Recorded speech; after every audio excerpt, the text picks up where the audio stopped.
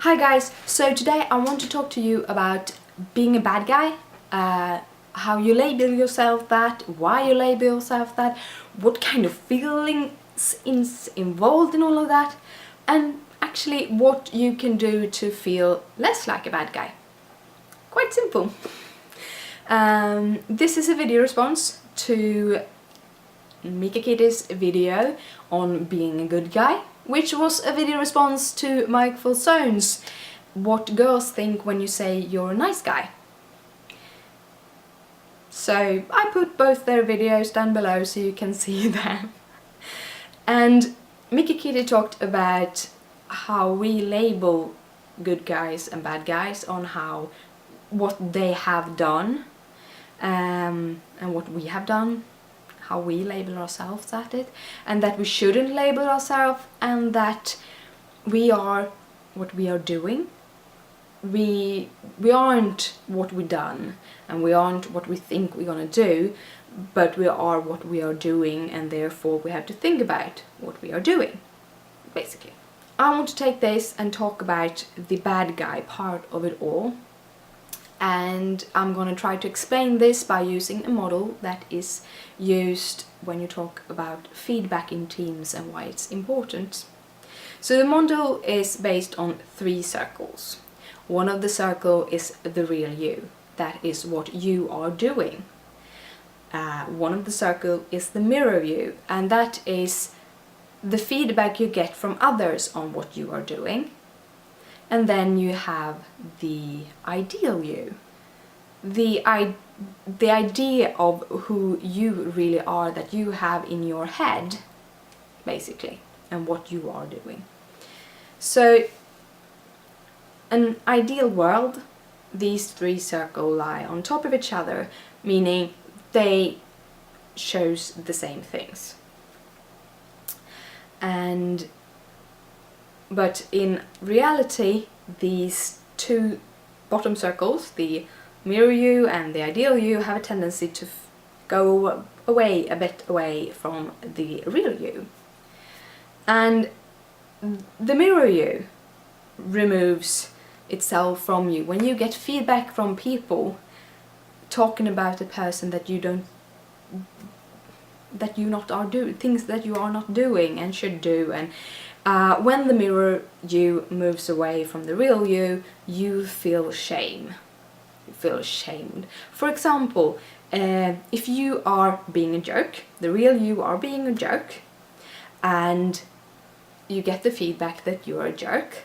If you meant to be a jerk, you probably won't have any feelings of guilt, right? But if you weren't meaning to be a jerk, you will start feeling guilty for being a jerk. And that means you have to change the way you are doing things so you can represent yourself better to other people. And that's basically how you fix your mirror you. You take the input that they are saying and you handle it. And by handling it, you will close up the mirror you into the real you, and you won't feel ashamed. You have the ideal you. The ideal you is the you inside of your brain. For example, I actually can take Mika Kitty's video as an example in all of this. She talked about eating chocolate. When she went to make this video, she saw a chocolate bar on the counter, and she thought that she already had a chocolate bar and she shouldn't really eat that chocolate bar. But she took it anyway, and she thought just because she did that thing, she wanted to do it on camera.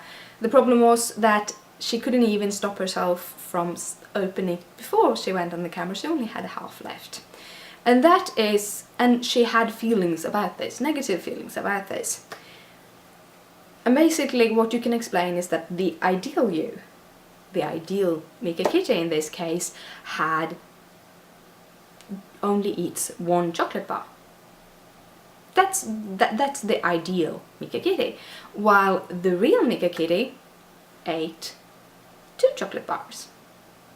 And that makes the real and the ideal me, or in this case Mika Kitty, to be gone away from each other, and then you feel guilt. Feel guilty that you didn't do what you were supposed to do, or what you thought you would do. And there's two ways actually to fix the ideal you. Because one thing, you actually do the things that the ideal you do.